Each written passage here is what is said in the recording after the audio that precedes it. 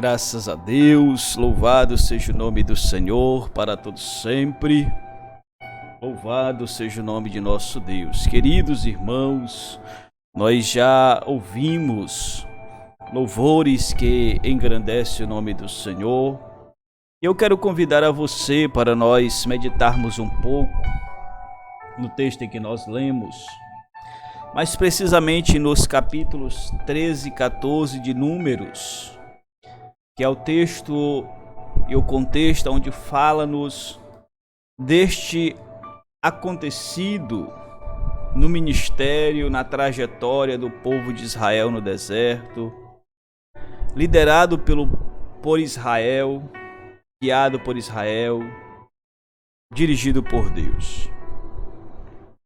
Sabemos dos milagres que Deus operou, como Deus tirou o povo dele do Egito com mão forte e poderosa, usando o seu servo Moisés, Arão e outros para fazerem o propósito dele na sua vida.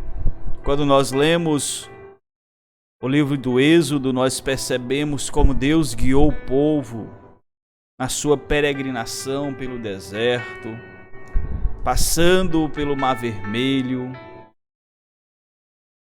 e operando milagres de alimentação, de cura, tudo isso para cumprir o propósito divino para com o seu povo.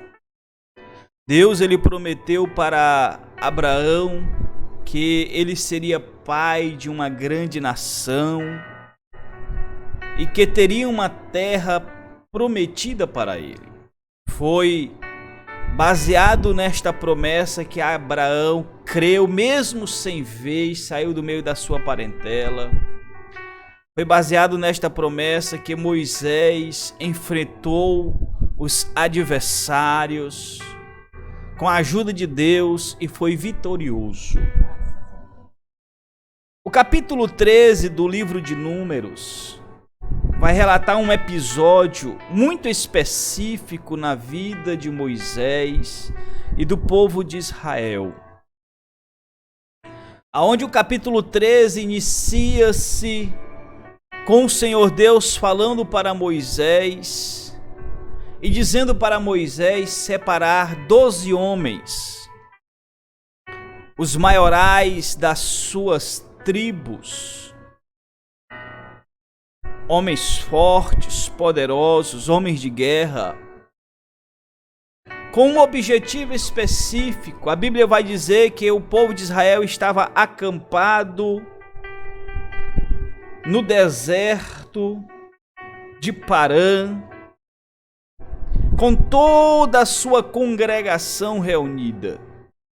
Deus chama Moisés, diz para Moisés: Moisés, separa 12 homens, um homem de cada tribo, e envia estes 12 homens para espiar a terra prometida, a terra que eu hei te dar, como o próprio texto diz no versículo de número 2, a seguinte expressão: envia homens que espiem a terra de Canaã, que eu hei te dar aos filhos de Israel.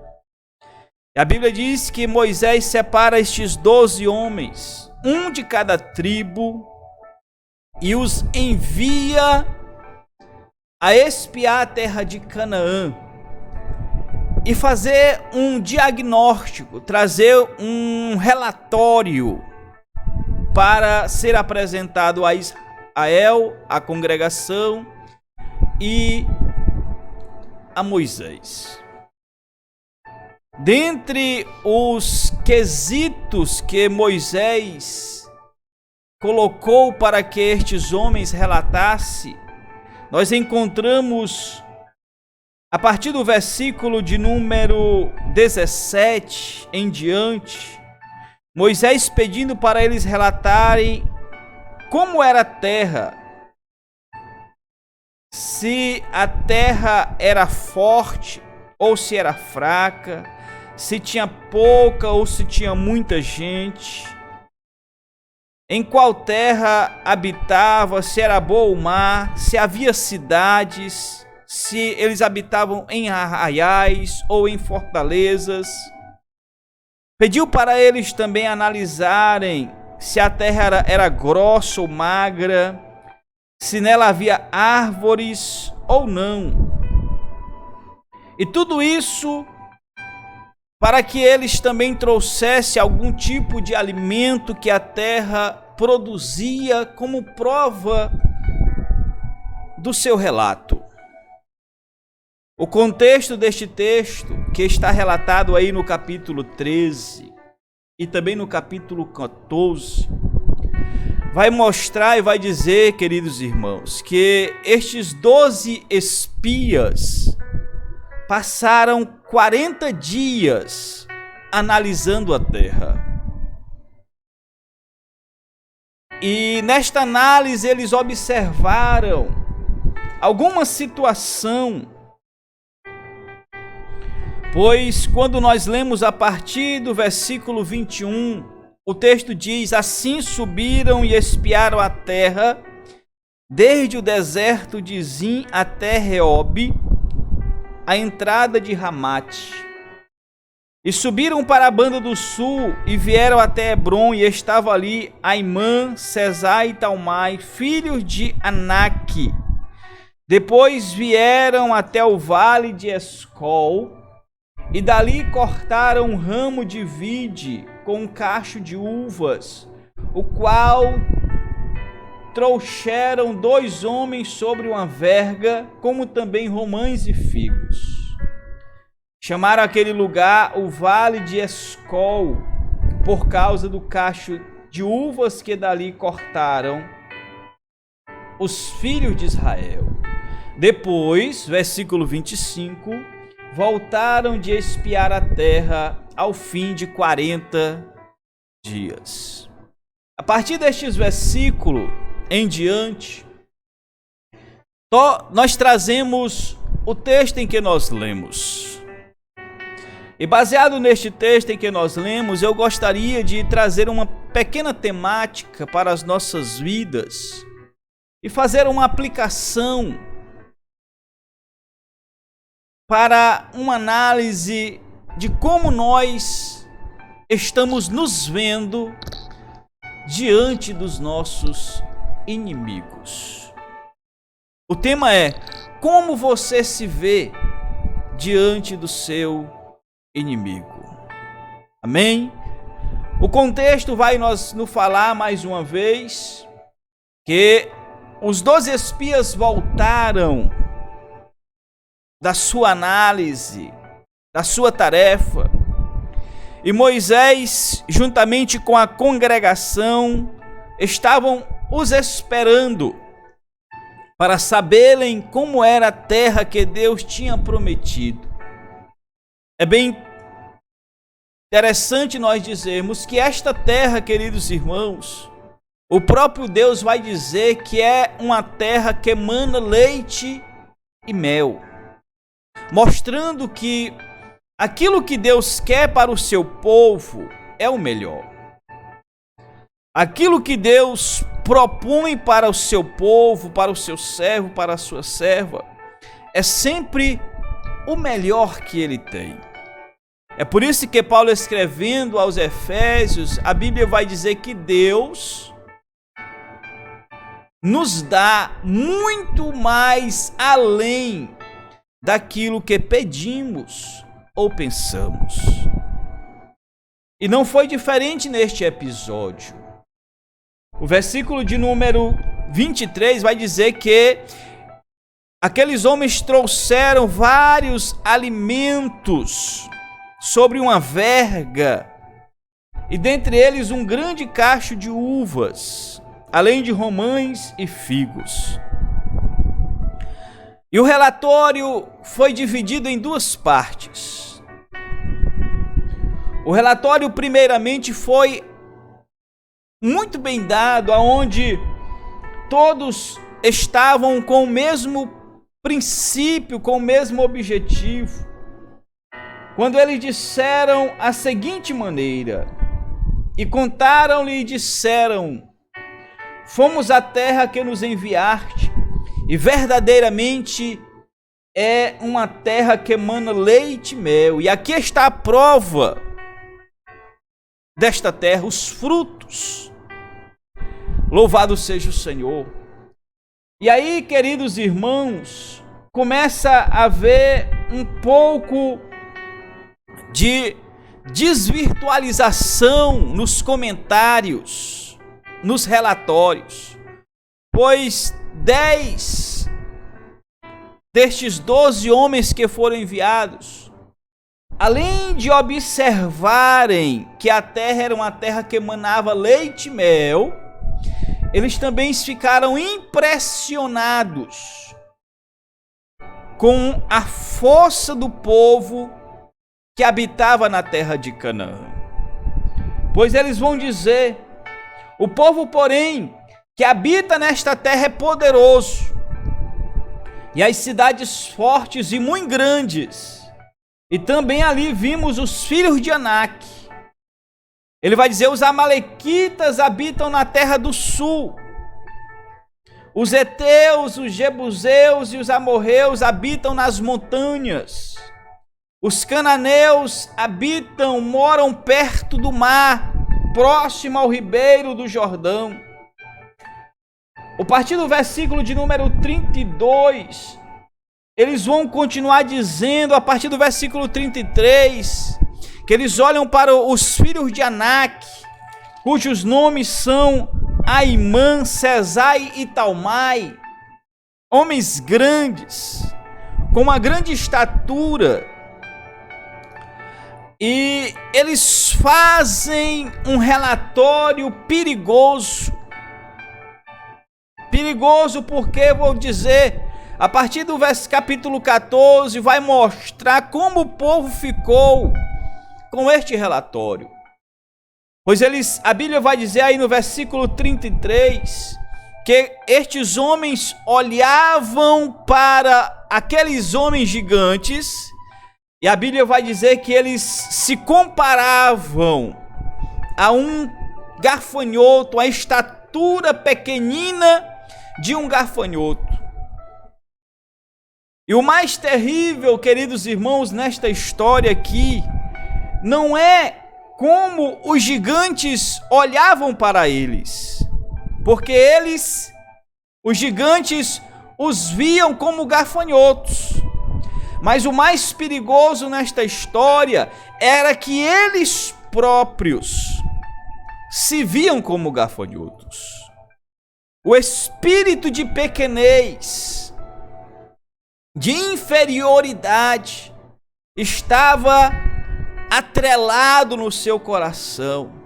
E tudo aquilo que eles tinham visto, uma terra que emanava leite e mel, uma terra que produzia frutos em abundância, uma terra que fora prometida pelo próprio Deus, estava sendo ofuscada pelo seu medo, pelo seu senso de inferioridade em relação àqueles homens grandes, àqueles gigantes, aos filhos de Anak. O que é que eu quero dizer com isso, queridos irmãos? É que nós, como servos de Deus, que estamos neste mundo e que fomos colocados neste mundo com um propósito, com um objetivo, e o objetivo é de chegar às mansões celestiais, a Canaã celestial. Nós não podemos olharmos para os nossos inimigos e nos vermos como inferiores. Não porque nós somos fortes sozinhos, mas porque Deus habita em nós.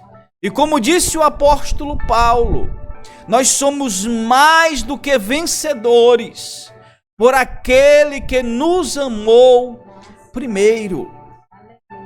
Os inimigos, eles até se levantam e até podem ser grandes, mas nós não podemos ter uma mentalidade de inferioridade em relação a eles, porque Deus está conosco. Porque Deus foi quem enviou-nos. Porque Deus foi quem garantiu a sua promessa. Louvado seja o Senhor para todos sempre. Mas o relato, queridos irmãos, destes 12 espias, foi um relato muito preocupante, porque trouxe um alvoroço na congregação, trouxe uma dificuldade para Moisés contorná-la, em virtude dos seus relatos serem terríveis, serem preocupantes. O que eu quero dizer com isso, queridos irmãos, queridas irmãs, ouvintes da palavra de Deus, é que nós não podemos estarmos preocupados quando a maioria diz que não vai dar certo, se Deus estiver no negócio. Eu quero dizer para você nesta noite, meu querido irmão, meu querida irmã, minha querida irmã, que vale muito mais a pena estar do lado daqueles que são minoria, mas estão com Deus, do que estar do lado de uma maioria esmagante que não tem a compreensão do que Deus pode fazer nas nossas vidas. Quando aqueles homens começaram a alvoroçar, começaram a relatar o relato, a história de como era a terra, Caleb, e podemos dizer também Josué, estes dois homens diferenciados, que viram as mesmas pessoas, que contemplaram as mesmas cidades, que viram os mesmos inimigos, que entenderam a mesma situação, mas trouxeram um diagnóstico diferente. Trouxeram uma opinião diferente daqueles outros 10. Por quê? Se eles viram a mesma coisa. Por quê? Se eles contemplaram as mesmas pessoas, os mesmos gigantes. Porque eles criam na palavra que o Senhor Deus tinha dado para eles. O versículo de número 2 que eu disse, diz assim: envia homens para espiar a terra, que eu hei de dar aos filhos de Israel. A promessa foi feita por Deus, queridos irmãos. A promessa foi feita por Deus, queridas irmãs. E quando Deus promete, como diz as Sagradas Escrituras, Ele não é homem para que minta, nem filho do homem para se arrepender. Louvado seja o Senhor. E como diz a palavra de Deus, operando Deus, quem impedirá? Então Josué e Caleb disse assim, fez calar o povo perante Moisés e disse: subamos animosamente e possuamo-la em herança, porque certamente prevaleceremos contra ela. Louvado seja o Senhor, porém, louvado seja o nome de nosso Deus. Caleb, em contrapondo-se àqueles outros homens, agora desperta o povo, anima o povo e diz: vamos subir à terra de Canaã, porque Deus nos prometeu. Então animemo-nos, despertemo-nos e subamos, porque o Senhor estará conosco em meio a esta batalha. Eu quero dizer mais uma vez, querido irmão, fique do lado daquele que serve a Deus, que acredita na promessa de Deus, que vive as promessas de Deus. Enquanto as pessoas olham para o seu inimigo e veem o inimigo grande, eles não entendem que Deus está batalhando por ele. Lembra-se de Davi contra o gigante Golias? Todo o exército do rei de Saul estava atemorizado. Por quê? Porque eles estavam olhando para a estatura do gigante. Mas quando Davi se prontificou a lutar a batalha que era de Saul, ele se prontificou não pensando que ele era forte, mas ele se prontificou dizendo: eu vou a ti, ó gigante Golias, é em nome do Senhor dos exércitos. Aleluia! Enquanto nós olhamos para os nossos inimigos e vemos-nos como inferiores, nós perderemos as nossas batalhas, nós perderemos as nossas lutas. Mas a partir do momento, meu irmão, minha irmã, que nós entendemos